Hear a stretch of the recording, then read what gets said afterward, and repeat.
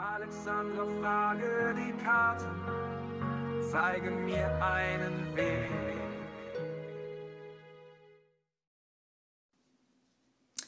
Hallo zusammen, ihr Lieben. Ich habe es schon lange nicht mehr gemacht, deshalb packe ich es jetzt ins Wochenende. Wir schauen den Brief von unserem Leben.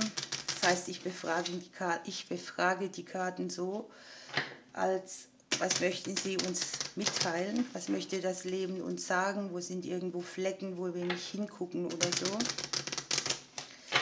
Und ich bin gespannt, was möchte das Leben uns mitteilen. Ja, es soll etwas in Bewegung kommen. Wir sollen Richtung aufnehmen, Fahrt aufnehmen, kommunizieren, vielleicht auch ein bisschen aus der Komfortzone ausbrechen, Mauern sprengen, uns nicht so seelisch einsperren. Das Seelenleben hat hier sehr viele Wünsche und möchte gehört und gelebt werden. Der ein oder andere hat vielleicht dieses Ding, dass er denkt, ich kann mir finanziell nichts umsetzen oder leisten. Das ist so, als sitze ich in einem Gefängnis, das mich nicht nach außen lässt. Ja, und wenn ich jetzt frage, was möchte das Leben uns sagen, das ist diese, schaue auf die seelischen Themen, schaue auf das, was dir deine Seele sagen möchte, was Emotionen in dir sind, wo du dich zurücknimmst, wo du mehr Bewegung bräuchtest, also emotionale Bewegung oder etwas, was die Seele auch erfreut. Und es ist hier für viele eine herausfordernde Zeit, die auch aufs Umfeld einwirkt.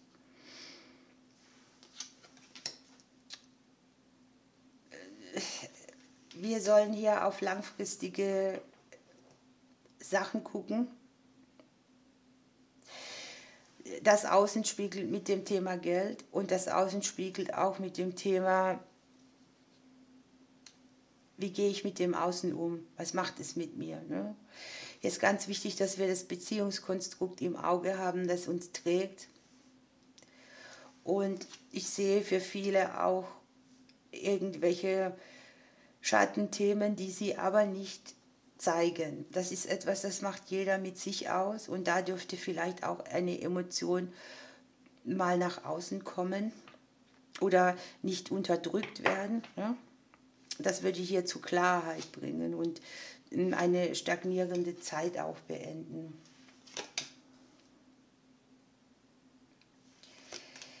Hier ist eine gewisse Furcht vor Kommunikation, deshalb hier auch der Rückzug. Das heißt, man nimmt sich raus, man denkt vielleicht, ich sage lieber nichts oder wenn ich was sage, dann kommt es nicht richtig an oder es gibt Missverständnisse. Hier ist auf jeden Fall das Äußern, das sich mitteilen, auch über die emotionale Ebene dabei.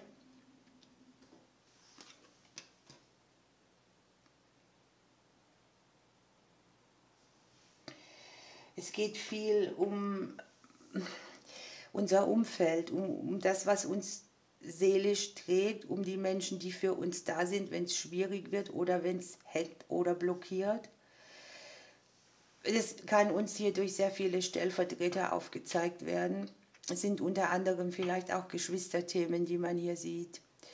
Themen mit Freundschaften, wo man sich anguckt, ne, wo stehe ich, wie verbindlich sind die Menschen, wie langfristig sind meine Leute, wo sind es immer nur so ein Stück weit Gefährten und wo werde ich vielleicht auch benutzt oder ausgenutzt. Auch das kann ein Muster sein.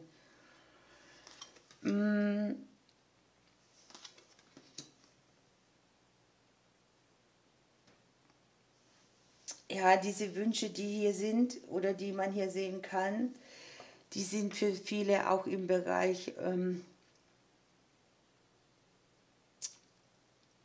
der Herzensangelegenheiten. Für viele auch in diesem Bereich, dass sie für sich selber gut dastehen und ein gutes emotionales Gerüst haben. Und das hat sehr viel mit dem Aufbau von Kraft zu tun, die man für sich selber nutzt. Und ich habe hier genesene Emotionen zwar, aber ich habe, dass Konflikte unterdrückt werden oder dass das, was auf der Seelenebene liegt, nicht ausgesprochen wird und dass genau das die Verstrickung darstellt. Das Leben sagt hier, es gibt Veränderungen. Der Baum legt sich ins Haus der Veränderung rein. Das sind immer die langfristigen Dinge, das sind die Dinge mit der Vitalität, das sind viele Lebensbereiche auch. Hier sind es die Verstrickten oder die Umwege mitbringen. Im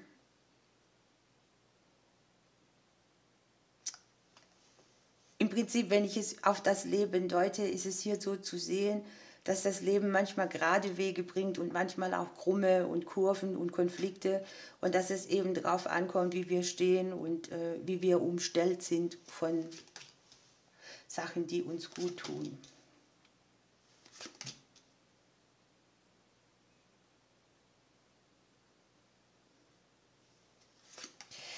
Es ist so eine Zeit, wo wir relativ zügig Blockaden in den Fluss bringen können. Ne?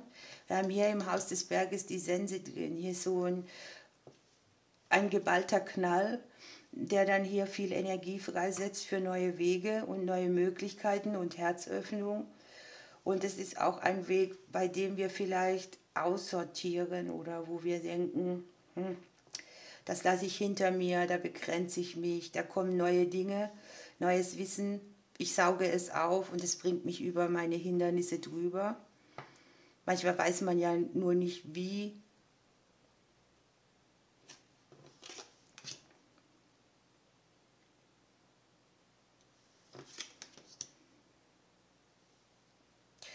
Hier ist es auch so, dass das Leben will, dass wir bewusst unsere Wege gehen. Wir haben die Sonne im Haus der Wege drin. Ne? Dass wir die Energie, die wir brauchen oder haben, nicht verpuffen lassen oder in den Mangel gehen oder in Emotionen, wo man denkt, ich komme hier nie vom Fleck, ich sitze in meinem Häuschen und kann meine Mauer nicht sprengen, das ist hier nicht so gewollt. Hier ist, dass wir die Energie, die wir haben, für unsere Wege auch benutzen oder einsetzen und wie gesagt, sie nicht verpuffen lassen. Wir selber liegen im Haus der Liebe drin. Da geht es viel um, ne, was ist mir wichtig, wie ist die Wertigkeit, fühle ich mich geliebt, fühle ich mich getragen, was mache ich noch mit Herz, was ist wichtig für mich und meine Herzensangelegenheiten.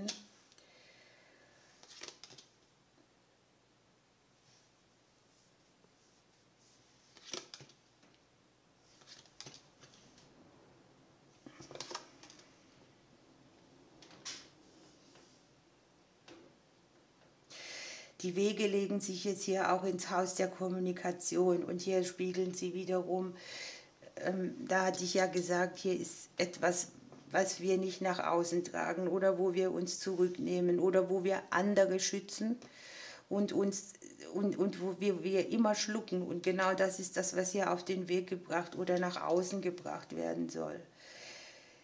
Es geht hier um Ahnendinge. Das sieht man hier sehr genau. Ne? Hier liegt in den Verbindungen liegen die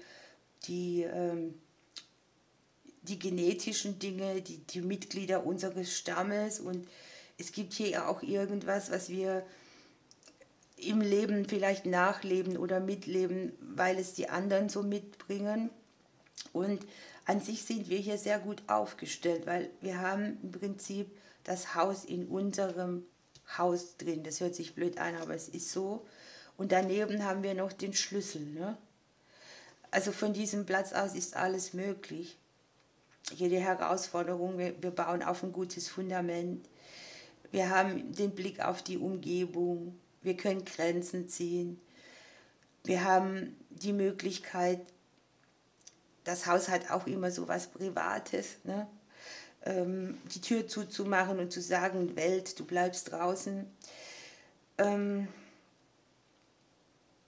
Ich sehe, dass viele Vergleiche machen oder Bilanz ziehen, Vergleiche machen und daraus irgendetwas, was sich schon so eingesessen hat, vielleicht wieder haben wollen, aber es ist ja vorbei. Und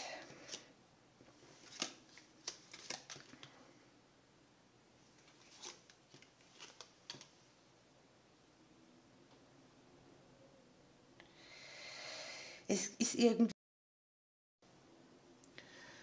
dass es auch sehr stark darum geht, dass wir uns mit dem Schicksal drehen, ne? Dass unsere Seele Aufgaben hat und erledigt und dass das eben mit Veränderung verbunden ist und dass wir nicht verpassen sollen, uns mitzudrehen und die Erfahrung draus ziehen. Und dass wir uns vor allem, wenn wir nicht richtig durchsehen oder irgendwo im Nebel stehen, es kann jetzt auf der materiellen Ebene sein oder aber auch tatsächlich im seelischen Bereich, wenn wir nicht den Durchblick haben, dass wir uns öffnen sollen.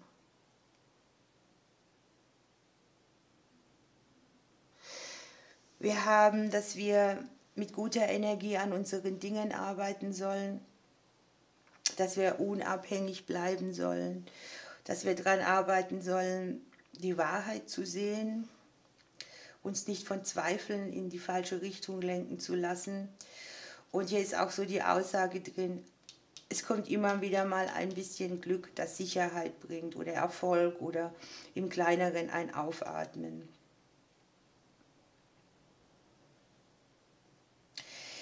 Hier geht es sehr viel um andere Menschen, um Probleme auch von anderen. Ich sehe, dass hier sehr viel investiert wird in alles, was mit Arbeit zu tun hat oder mit Arbeit verbunden ist. Und es geht eigentlich darum, auch nicht alles an sich zu reißen. Hier liegt der schöpferische Teil im Hause der Arbeit drin.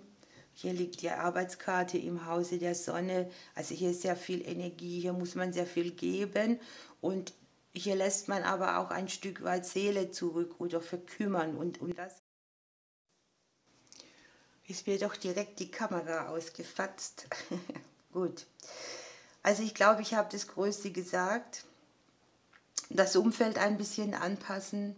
Für viele sehe ich ja auch Veränderungen, die tatsächlich über viele verbindliche Bereiche gehen. Hier ist es Häuslichkeit, Arbeit, Partnerschaft, Familie, Freunde, Geld.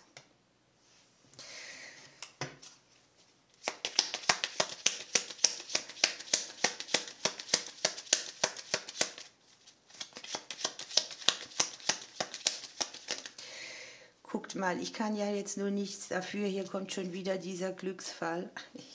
Ich liebe das. Ich mische ja, ich kann nicht mehr machen, es kommt trotzdem raus.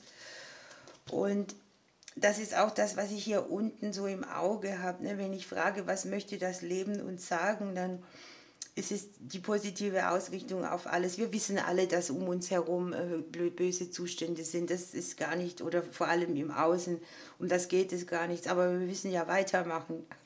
Und wir können jetzt ständig auf diese ganze Kacke gucken oder wir können sagen, ich bleibe so ein bisschen bei mir. Es gibt immer wieder mal einen kleineren Fall, der mir Sicherheit gibt und Glück und schöne Momente und es entstehen auch immer wieder neue Wege und Möglichkeiten.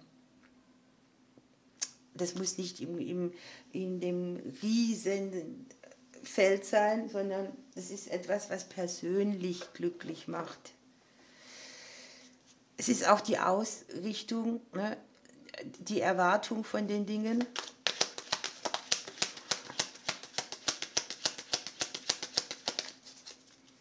Ich muss das echt immer öfters mal wieder machen. Ich vergesse das auch zum Teil.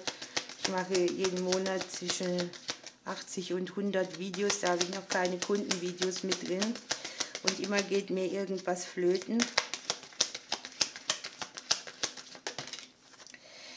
So, was möchte uns das Leben sagen? Lebe deinen Traum, beginne wieder zu träumen. Das hatten wir hier schon, ne? Hier sind die Träume, die wir uns umsetzen wollen und gleichzeitig haben wir die Angst, es nicht Realität wahr zu machen. Und es geht darum, sich auch manchmal zu überwinden, Brücken zu bauen, auf jemanden zuzugehen, der einem was bedeutet, keine Angst vor Ablehnung haben und unterm Deck haben wir tatsächlich noch die Verbindungen. Ja. Es geht darum, dass wir menschlich bleiben, dass wir Leute haben, die uns umgeben und so weiter. Und auch das ist für manch einen ein Glücksfall. Ne? Ihr Lieben, ich lasse es so stehen. Ich drücke euch bis bald.